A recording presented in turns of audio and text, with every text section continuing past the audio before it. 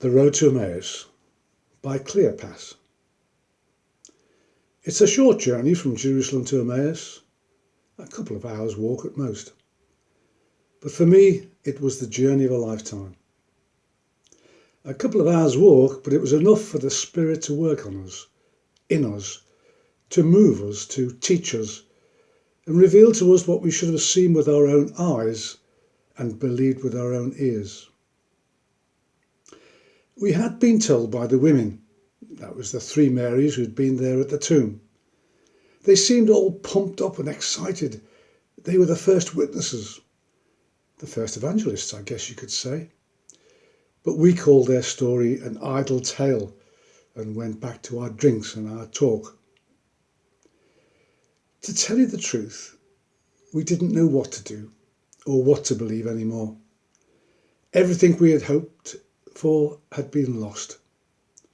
Our leader, and with him our dreams, nailed to a cross, buried in a tomb. The crowds that had followed him, listened to his teachings, brought their children for blessing, their sick for healing. Where had they gone?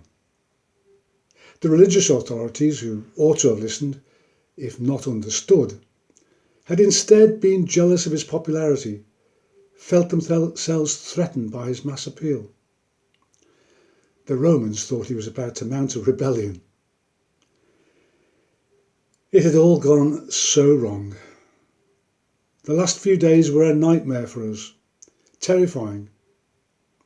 Jesus betrayed by one of our own, turned on by the mob, tried, whipped until he bled, and I can still hear the sound of the hammers as the nails were driven into his wrists. The taunts of the soldiers, the cry of the abandonment from Jesus' own throat. I'm sorry, I mustn't talk of these things again. Or perhaps I must at some later time. The story needs to be told. But the story I've just shared is not the end of it. We thought it was, but there is more. As I said, after the crucifixion, we were confused, frightened for our own lives, leaderless. Even we felt betrayed by Jesus himself. Would we go back to our villages, to our fishing, our tax collecting and carpentry, as if nothing had happened to us for 3 years? Well, we sat and talked, in hiding most of the time, for 3 whole days, discussing the movement, leadership, vision for the group, disband or regroup.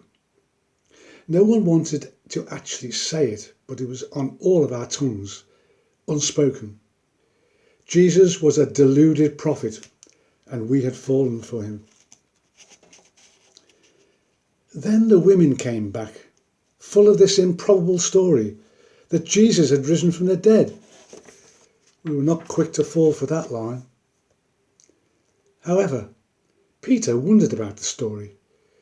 He at least gave some credence to the women, the benefit of the doubt.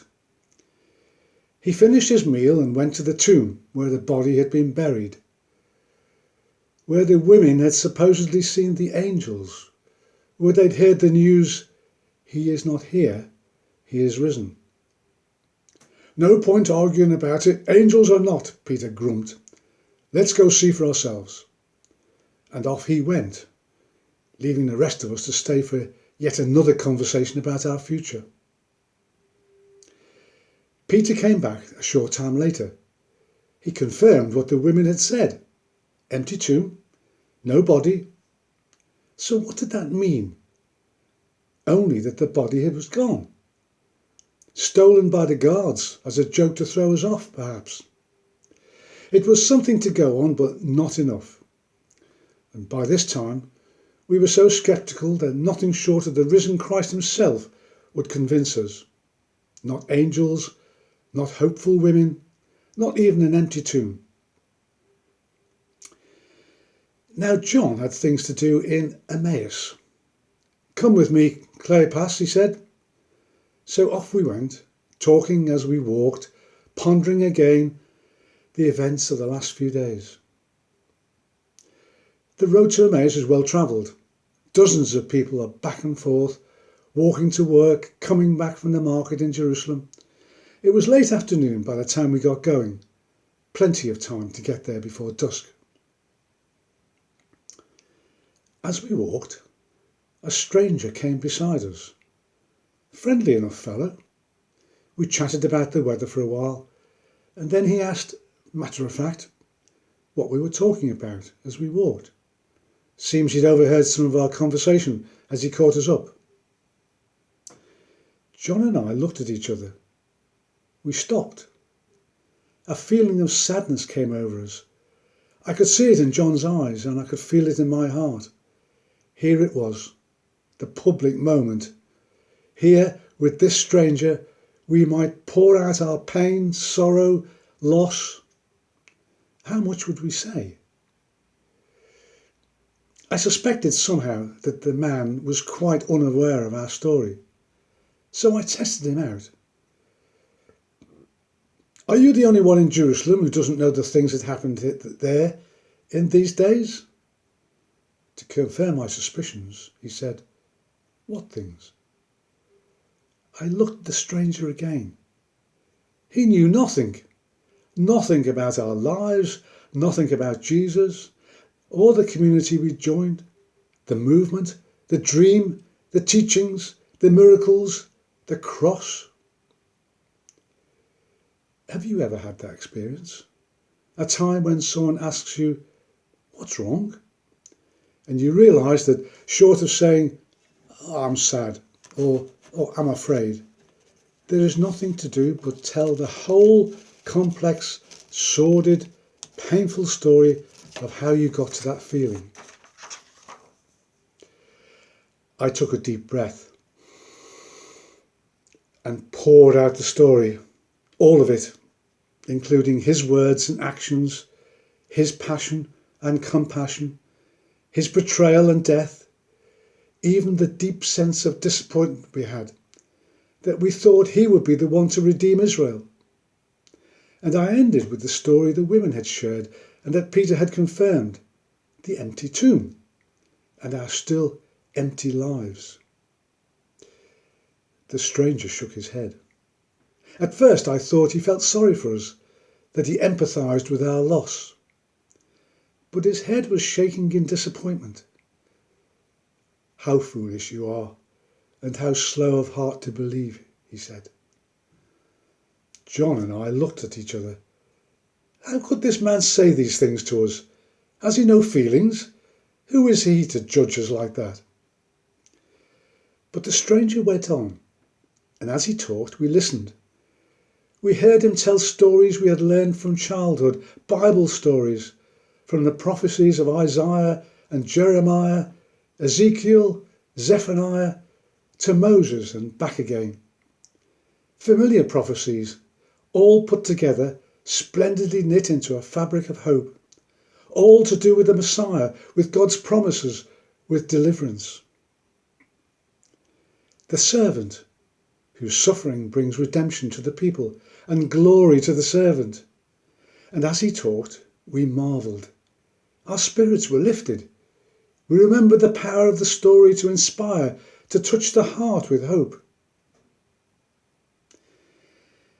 At the end of the journey, we were tired, but the man seemed eager to continue his walk. It's dusk, I said. Stay with us. Let's share a room. We can talk some more. The stranger agreed, and we set up for the evening and ordered some food. What happened next I can scarcely put into words. We asked the stranger to offer the blessing for our meal. He took the bread, then blessed and broke it, and then gave it to us. It was him, in the flesh.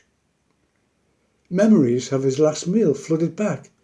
An upper room, broken bread, for you, bread of life, body of Christ. And at that point, he left us. Though others saw him later, many times, to many people, in many places.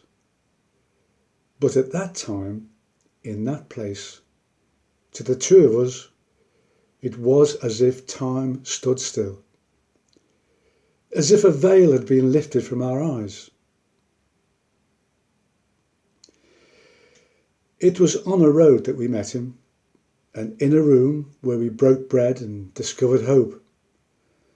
But let me tell you this: all the roads you walk are paths where Jesus may meet you, and all the times and places where you break bread with a friend or a stranger may be sacred times and holy places.